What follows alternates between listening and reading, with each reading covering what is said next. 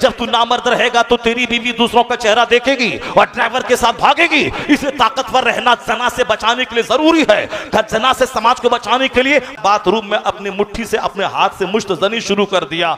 आजकल बहुत सारे जवान मुश्तजनी करके हिजड़ा हो गए।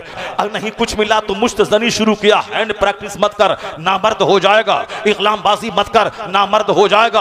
औलाद पैदा करने के काबिल नहीं रहेगा। कैसे सोहबत करनी है इस्लाम ने बताया है। हुजूर ने फरमाया है खड़े होकर सोहबत मत करना, जल्द बुढ़ापा आ जाएगा। चादर ओढ़ के सोहबत कर वरना बच्चा बेहया पैदा हो जाएगा। बीवी भी सेटिस्फाइड खुश रहे। जब तू नामर्द रहेगा तो तेरी बीवी दूसरों का चेहरा देखेगी और ड्राइवर के साथ भागेगी। इसलिए ताकतवर रहना जना से बचाने के लिए जरूरी है।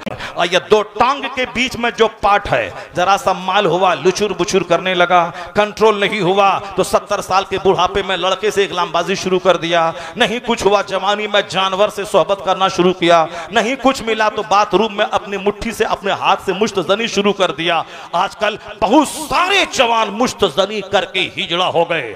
अगर नहीं कुछ मिला तो मुश्तजनी शुरू किया। हैंड प्रैक्टिस मत कर, नामर्द हो जाएगा। इकलामबाजी मत कर, नामर्द हो जाएगा।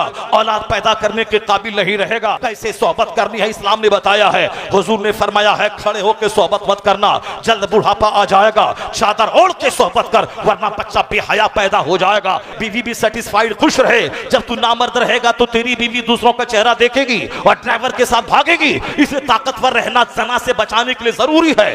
जना से समाज को बचाने के लिए मर्द का ताकतवर रहना जरूरी है। और ताकतवर रहने के लिए नमाज पढ़ना जरूरी है। और ताकतवर रहने के लिए जिक्र अस्कार जरूरी है। अपने आप को गैर जरूरी बातों से बचाया, जन्नत की ताकत वहां मिलेगी। यहां औरतों को सेटिस्फाइड करने की ताकत यहां मिलेगी। और जब तू ताकतवर रहेगा समाज में सेनाकारी चोर दरवाजे से दाखिल नहीं होगी। मुस्तफा क्या कहते हैं, जो दो जबड़ों के बीच की जबान की सुरक्षा की जमानत मुझको दे दे और दो टांग के बीच में जो शर्मगा है उसकी सुरक्षा की जमानत कोई मुझे दे दे।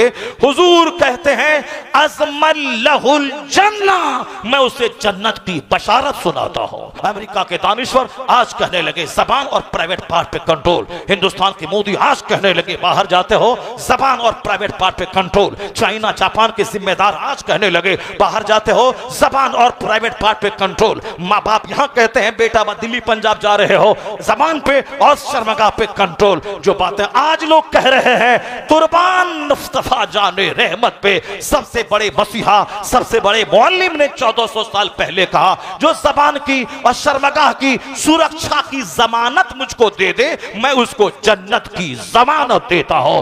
दिल दे दिया, नहीं माना तो जान दे दिया। कट गया। एक लड़का था वो फांसी के फंदे पे लटक गले में चादर लगा दिया और बोला कि देखो तुम अगर नहीं शादी करोगी मुझसे तो मैं मर जाऊंगा, अगर नहीं करोगी शादी मैं मर जाऊंगा। इसी खेल खेल में गले में चादर फंस गई और वह मर गया। वो लड़की अपनी जगह रह गई, उसकी शादी हो गई, वो अपने शौहर के साथ खुश है। और ये गया, ये टिस मार खा गया, मर गया। ये दिल फेंक आशिक मेरे बंदे मेरे बच्चे बन रहे हैं। मुंह में गुटखा खाना, मोबाइल देखना, फोन से बात करना और साफ फांसी ले लेंगे, तुम नहीं मिलोगे तो मैं मर जाऊंगा। हाँ हाँ, इसीलिए तू पैदा हुआ है। एक लड़की नहीं मिली तो तू मर जाएगा। तेरे पैदा होने का मकसद है अल्लाह की इबादत करना। वमा खलक़तुल जिन्न वल इंसा इल्ला लियअबुदून।